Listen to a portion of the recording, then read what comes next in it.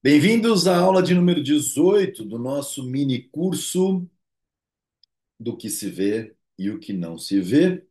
Um livro, um compêndio aí de várias obras de Frederic Bastiat. Nós passamos inicialmente pelos 12 itens, né, da parte do que se vê e o que não se vê, que dá nome ao livro, mas que é uma parte, obviamente, do, de uma série de escritos, né? E aqui nós vamos agora para o Abundância e Miséria, tá certo? Mais um texto de muita relevância, de Claude Frederic Bastiat. Lembrando vocês que vale a pena muito comprar o livro físico, né? Tem aí o link nas descrições dos nossos vídeos aí na, na Amazon, né? Mas tem outras livrarias aí que você consegue comprar o livro. Pois bem, vamos lá, vamos ao que interessa. Abundância, miséria. Que é melhor para o homem e para a sociedade? A abundância ou a miséria? Essa pergunta ela é extremamente relevante, pessoal, parece uma bobagem, mas para quem estuda efetivamente economia como ciência de fato, não cabe a nós julgar os fins. Existem pessoas nihilistas que preferem a miséria em relação à abundância. A nós não cabe julgar tais fatos, né, como economistas. Então, o que Bastiat está antecipando da escola austríaca? Que a primeira coisa é que, dentro de uma doutrina política, nós vamos ter que definir valores de fins últimos. Preferimos a abundância ou a miséria? O retrocesso ou o progresso? A liberdade ou a restrição? Pois bem, isso tudo tem que ser decidido no âmbito da filosofia política, da doutrina política. Agora, o que não cabe julgamento são as leis universais da economia. Por exemplo, você não vai atingir o progresso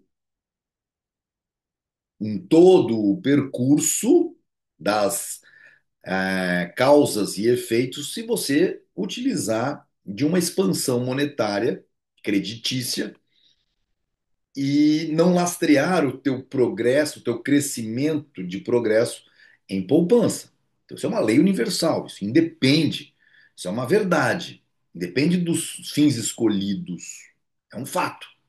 E vale aonde existir o ser humano fazendo trocas livres.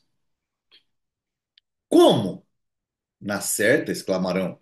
Será que isso pode suscitar alguma dúvida? Porventura alguém já disse que é possível a miséria ser fundamento do bem-estar dos homens? Bom, tem os nihilistas. Sim, isto foi dito. Tal tese já foi defendida. Defendem-na diariamente. E eu não tenho nenhum receio de dizer que a teoria da miséria é, há muito, a mais popular. Então, Bastiat já está dizendo: olha, sim, tem gente que defende a miséria, sim. E que ultimamente ela é a mais popular. E ela é mesmo. Ela é mesmo. Você vai nas redes sociais, gente defendendo o socialismo. Ela é assunto das conversas, dos jornais, dos livros, dos discursos dos políticos. E, embora possa parecer estranho, é certo que a economia política não terá cumprido seu dever e sua missão prática até que se tenha popularizado e se tornado irrefutável a seguinte proposição tão simples: a riqueza dos homens consiste na abundância das coisas. Repito, a riqueza dos homens consiste na abundância das coisas. Não se ouve dizer todos os dias: os estrangeiros vão nos inundar com seus produtos. É o que se ouvia dizer na França daquela época. Logo, receia-se a abundância. Então, aqui, Bastiat, obviamente que escrevendo para pessoas que conseguem fazer interpretação do texto, está dizendo aqui: olha, bom, que é melhor para o homem e para a sociedade? A abundância ou a miséria? Como? Quem que vai discutir que a abundância é muito melhor do que a miséria e a miséria é pior do que a abundância? Ele diz: sim, isso é feito. Tal tese já foi defendida e defendem-na diariamente. A teoria da miséria é muito mais popular do que a gente pensa. Ela é assunto de tudo hoje em dia, né? E ele diz: não se ouve dizer todos os dias. Bom, se a abundância de coisas é ali que reside a riqueza dos homens, e se a gente ouve todo dia, os estrangeiros vão nos inundar com os seus produtos. Então, se essa é uma preocupação, as pessoas estão preocupadas em termos uma abundância de produtos. É o que Bastiat está escrevendo. O senhor Saint-Cric, então vamos lá, nota de rodapé, primeira nota do tradutor.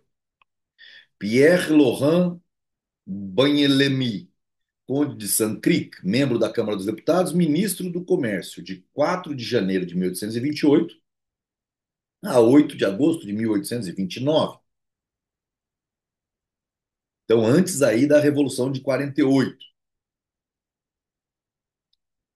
O senhor de Saint-Cric já afirmou que a produção era superabundante.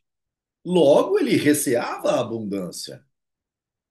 Os operários não estragam as máquinas? Conclui-se então que eles temem o excesso de produção ou a abundância. O senhor Bugueot,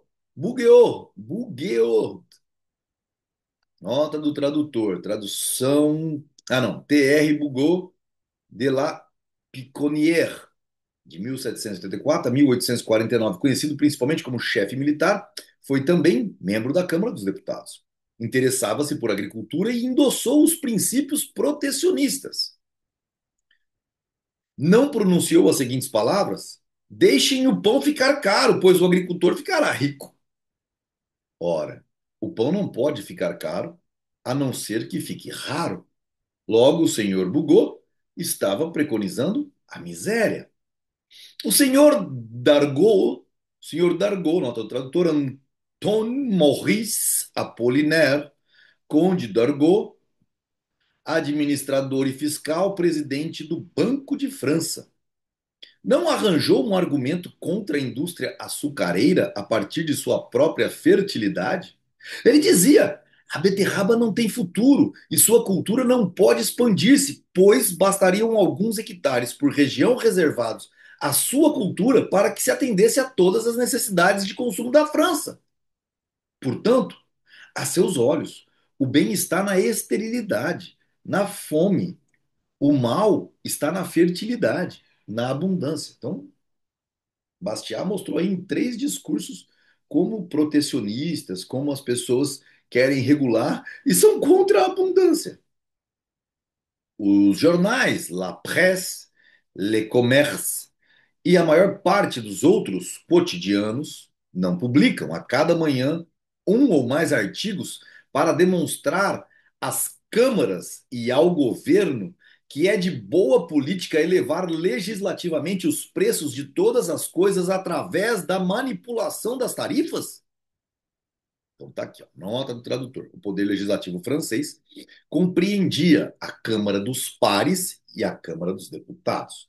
Câmara dos Pares, sistema bicameral, Câmara do Senado e Câmara dos Deputados.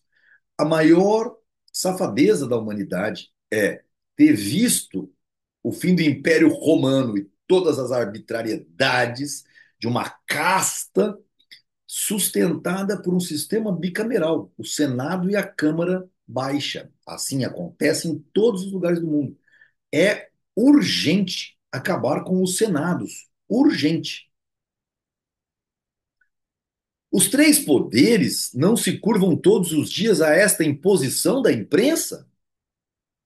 Ora, as tarifas só elevam os preços das coisas porque diminuem a quantidade oferecida no mercado. Portanto, os jornais, as câmaras, o ministério colocam em prática a teoria da miséria. E eu tinha razão em dizer que esta teoria é, de muito, mais popular do que aqueles que lutam pela abundância. Como pode acontecer que, aos olhos do trabalhador, dos escritores, dos homens públicos, a abundância se apresente como receável? como algo que dá medo, e a miséria como algo vantajoso. Proponho-me a ir até as origens dessa ilusão. Diz-se que um homem enriquece em função do fato de obter o melhor proveito de seu trabalho, ou seja, por vender seus produtos por um preço mais alto. Ele vende por preços mais elevados na proporção da escassez desses produtos na praça, ou seja, no mercado. Conclui-se então que, pelo menos, para ele, a escassez é enriquecedora. Então, o que Bastiat está colocando aqui, ó, na hora de investir, invista naquilo que tenha menos no mercado, porque o teu produto vai ser mais raro, você vai ganhar mais se ele for mais desejado. Se a relação demanda-oferta estiver desbalanceada. Muita gente demandando aquilo que tem pouco. Aplicando-se sucessivamente este raciocínio a todos os trabalhadores, chega-se para a formulação da teoria da miséria. Em seguida, passa-se a sua aplicação e, a fim de favorecer a todos os trabalhadores, provoca-se artificialmente a alta de preços e a escassez de todas as coisas através da proibição, da restrição, da supressão de maquinaria e de outros meios análogos. O mesmo acontece com a abundância. Observa-se que, quando um produto exige em abundância, perdão, observa-se que, quando um produto existe em abundância, ele é vendido a preço baixo. Logo, o produtor ganha menos. Se todos os produtores estiverem neste caso, ficarão todos miseráveis. Conclui-se que é a abundância que arruína a sociedade. E, como toda convicção deve ser traduzida em fatos, vence em muitos países as leis dos homens lutarem contra a abundância de coisas. Este sofisma, esta mentira, apresentada de uma forma muito geral, teria talvez pouca repercussão, mas aplicada a um caso particular ou a uma indústria específica ou a uma determinada classe de trabalhadores, teria muita propriedade. E isso se explica. É um silogismo que não é falso, porém incompleto. Ora, o que existe de verdadeiro em um silogismo está sempre e necessariamente presente no espírito. Mas o que é incompleto é uma qualidade negativa, um dado ausente do qual é bem possível e talvez muito fácil abster-se. Então vamos lá. Vai mostrar no silogismo aquilo que está sendo escondido. O homem produz para consumir. Ele é ao mesmo tempo produtor e consumidor. Mises no Ação Humana, muito especificamente, fala o tempo todo. Não existe tal coisa como o homem o econômicos, que muitas escolas do pensamento utilizam. Bastiat já estava lá em 1848 ditando a regra. Ele é, ao mesmo tempo, produtor e consumidor. O raciocínio que expus mais acima só o considera sob o primeiro destes pontos de vista. Quanto ao segundo aspecto, seríamos levados a outra conclusão, totalmente oposta. Com efeito, poder-se afirmar o seguinte: o consumidor torna-se tanto mais rico quanto mais ele compra todas as coisas a melhor preço. Ele compra coisas a melhor preço na proporção em que elas se apresentam em abundância. Logo, a abundância o enriquece. E este raciocínio, estendido a todos os consumidores, conduziria à teoria da abundância. É uma imperfeita compreensão da noção de troca que produz essas ilusões. Se consultarmos nosso interesse pessoal, reconheceremos distintamente que ele é duplo. Como vendedores, estamos interessados na alta de preços e, consequentemente, na escassez de produtos. Como consumidores, estamos interessados nos preços baixos ou, o que dá no mesmo, na abundância de produtos. Não podemos, assim, basear nosso raciocínio em um ou outro desses argumentos, antes de ter reconhecido qual dos dois coincide e se identifica com o interesse geral e permanente da espécie humana. Se o homem fosse um animal solitário, se trabalhasse exclusivamente para ele, ou seja, estamos falando de troca autísticas, então vai estudar a ação humana antes de sair falando bobagens sobre economia.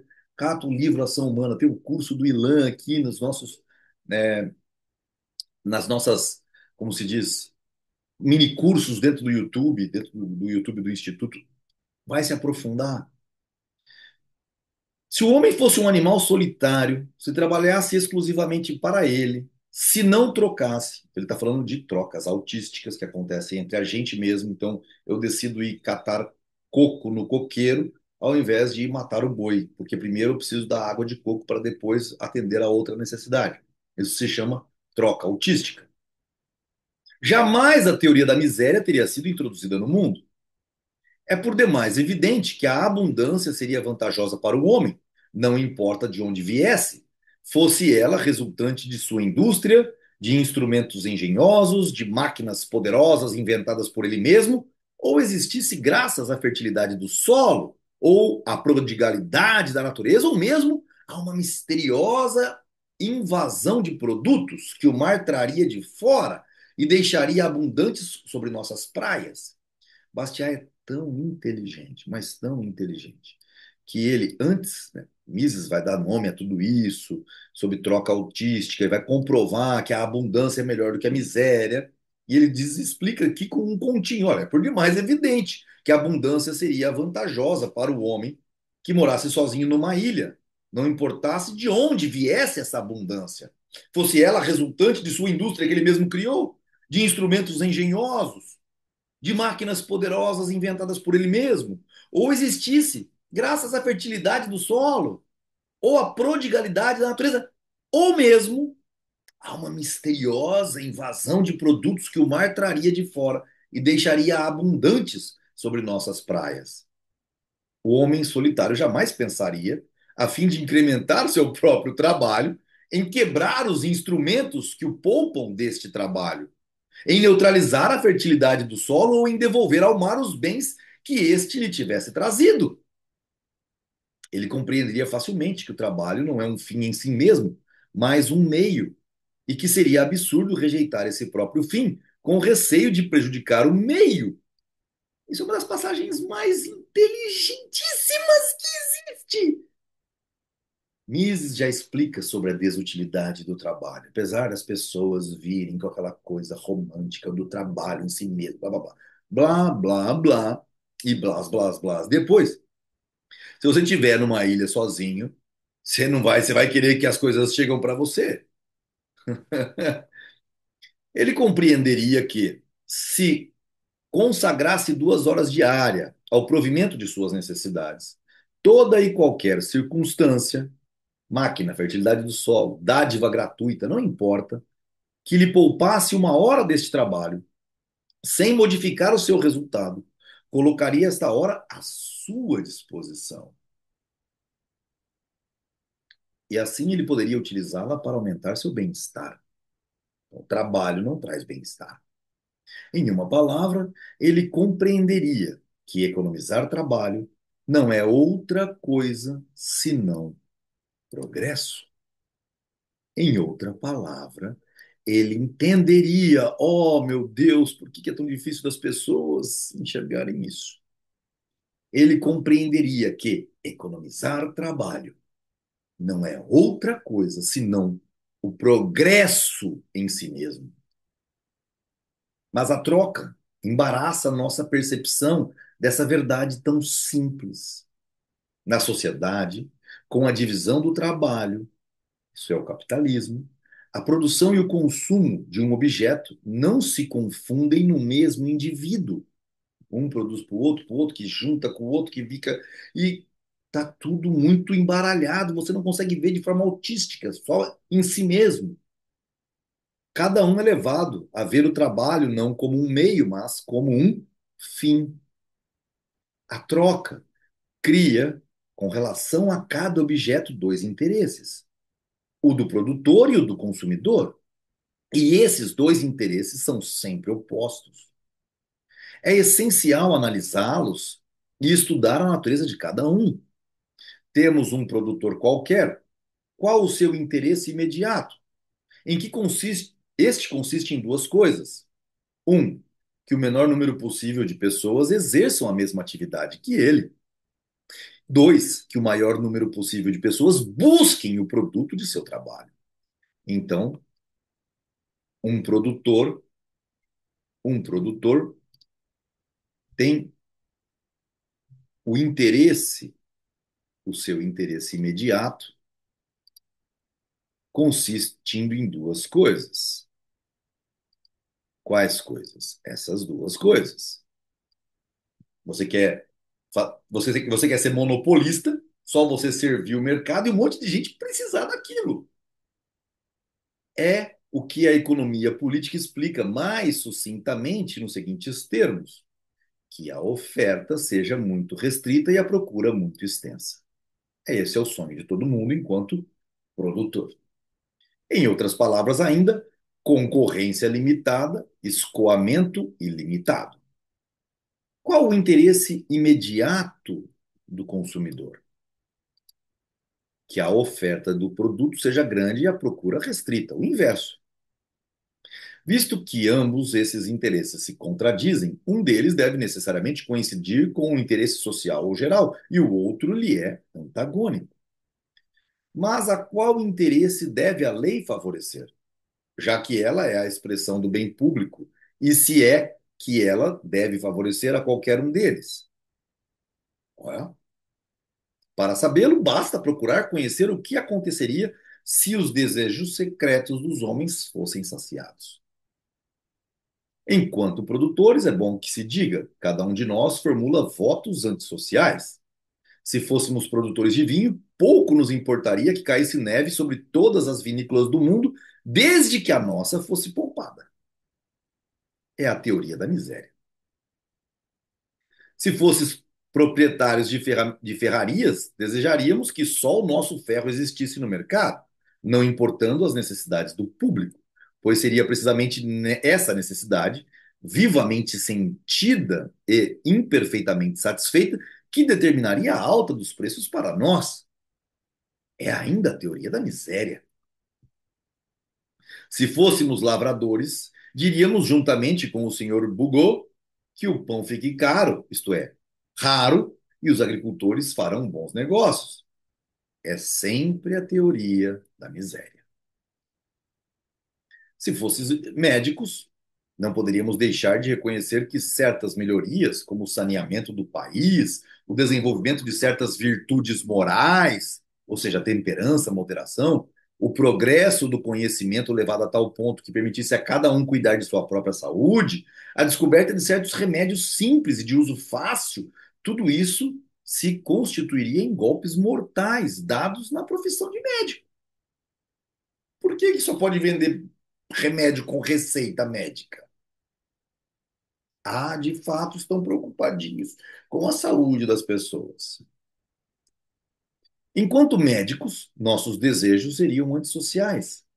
Não quero dizer que os médicos tenham tais desejos. Prefiro crer que eles acolheriam com alegria uma panaceia universal, mas não seria o médico e sim o homem que manifestaria tal sentimento. Seria o cristão, colocando dentro do ponto de vista do consumidor, por uma nobre abnegação de sua parte. Enquanto profissional, enquanto beneficiário dessa profissão para o sustento de sua família e para o seu próprio bem-estar, não se pode pensar outra coisa senão que seus desejos, ou pelo menos seus interesses, sejam antissociais. Se, fosse, se fôssemos fabricantes de tecidos de algodão, desejaríamos vendê-los a preços vantajosos para nós. Aceitaríamos prazerosamente que as manufaturas rivais fossem fechadas. E se não ousássemos exprimir publicamente este desejo ou perseguir com avidez a sua realização, com alguma chance de sucesso, tentaríamos obtê-lo por outros meios transversos.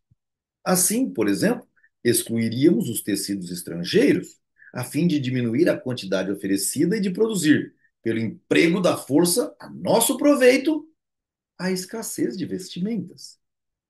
Passaríamos em revista todas as indústrias, uma por uma, e constataríamos que os produtores sempre têm pontos de vista antissociais.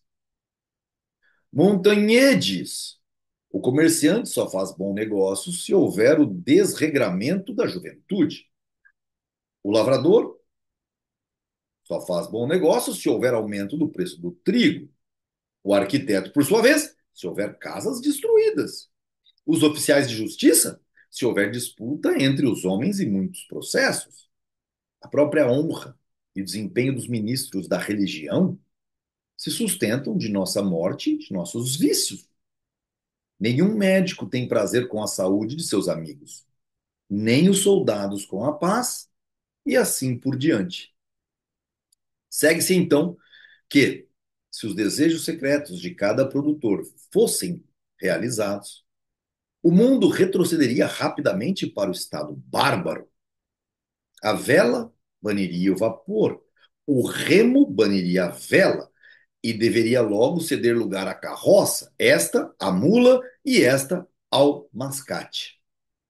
A lã excluiria o algodão excluiria a lã, e assim por diante, até que a escassez de todas as coisas fizesse desaparecer o próprio homem da superfície da terra.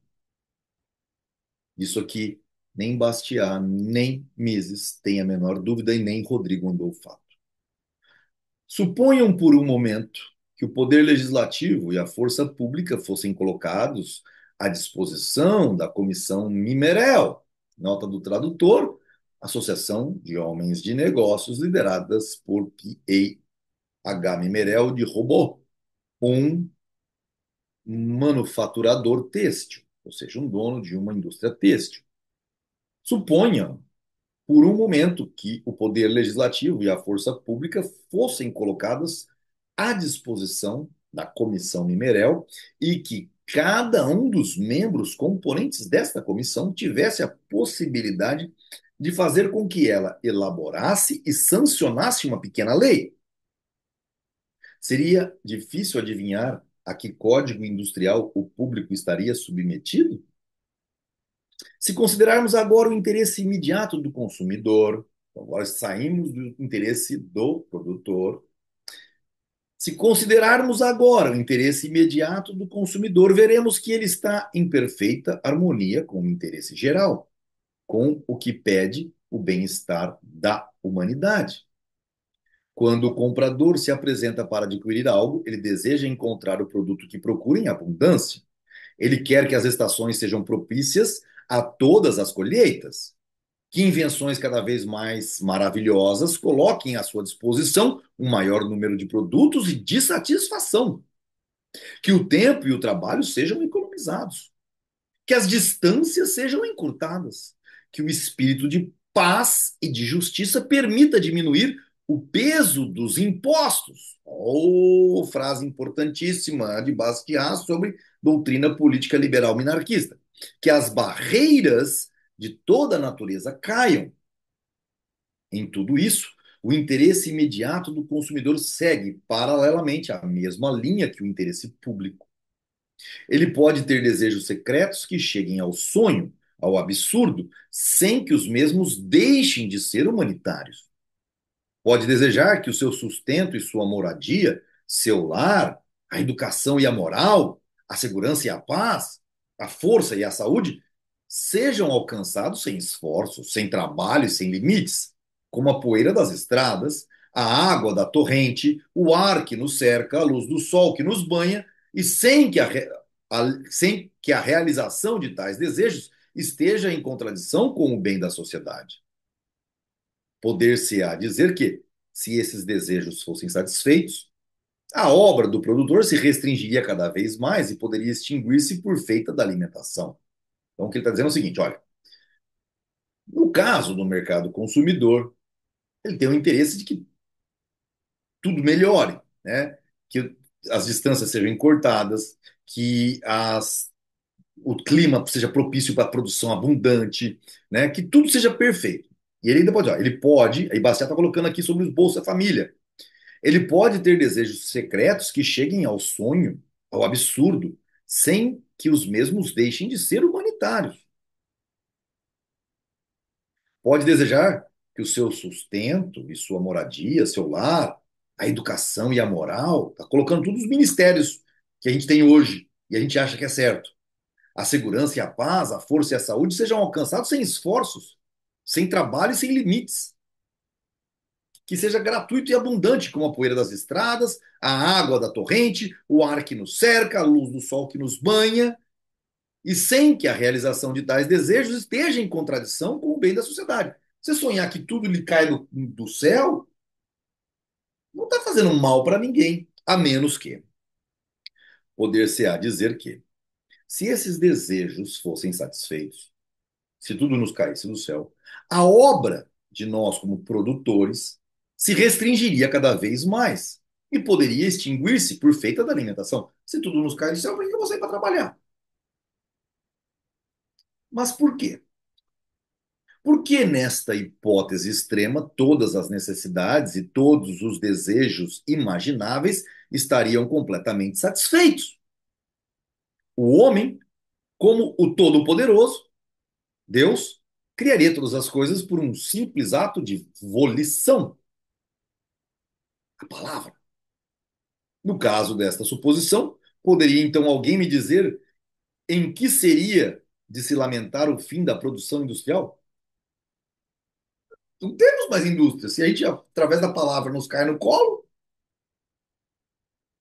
eu estava imaginando, Bastiat dizendo, há pouco, uma Assembleia Legislativa composta de trabalhadores, na qual cada membro teria o poder de fazer uma lei expressando o seu desejo secreto enquanto produtor. E eu dizia que as leis que emanariam dessa Assembleia seriam o monopólio sistematizado, a teoria da miséria posta em prática. Da mesma forma, uma Câmara de Deputados na qual cada um de seus membros estivesse voltado exclusivamente para o interesse imediato do consumidor estaria destinada a sistematizar a liberdade, a suprir todas as medidas restritivas, a remover todas as barreiras artificiais, em uma palavra, a pôr em prática a teoria da abundância.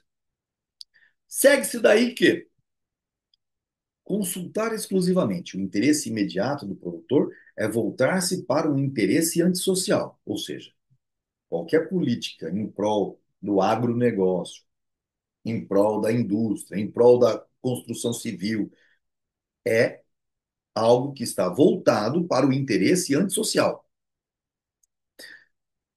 Tomar exclusivamente por base o interesse imediato do consumidor é tomar o interesse geral como a base da política social. Permitam-me enfatizar este ponto de vista, mesmo que eu me repita. Existe uma rivalidade total entre o vendedor e o comprador. Um deseja que os produtos à venda sejam raros, tenham pouca oferta no mercado e possuam preços elevados.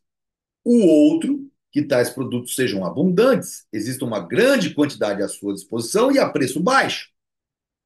As leis, que pelo menos deveriam ser neutras, tomam o partido do vendedor contra o comprador, do produtor contra o consumidor, da carestia contra os preços baixos, da miséria contra a abundância. As leis agem, se não intencionalmente, pelo menos logicamente, a partir deste pressuposto. Uma nação é rica quando lhe falta tudo.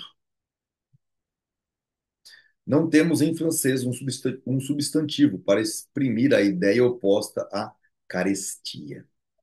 É bastante interessante que o instinto do povo exprima tal ideia pela seguinte perífrase: mercado vantajoso, barato. Os proibicionistas deveriam reformar essa locução. Ela implica todo um sistema econômico oposto ao deles. O Bastiat dando aqui não foi nota do tradutor, não, foi o Bastiat mesmo colocando nota de rodapé. Pois elas dizem, é o produtor que se deve favorecer, assegurando-lhe uma boa aplicação de seu produto. Para tanto, é preciso elevar os preços. Para elevar os preços, é preciso restringir a oferta. E restringir a oferta é favorecer a miséria. E vejam, suponho que no momento atual, quando essas leis têm toda a força, deve-se estar fazendo um inventário completo, não em valor, mas em peso, medida, volume, quantidade de todos os objetos existentes na França, próprios para satisfazer as necessidades e aos gostos de seus habitantes. Trigo, carne, tecidos, combustível, mercadorias vindas das colônias, etc. Suponho ainda que serão derrubadas amanhã todas as barreiras que se opõem à introdução na França de produtos estrangeiros. Enfim, para apreciar o resultado desta reforma, suponho que se faça 3 meses após um novo inventário.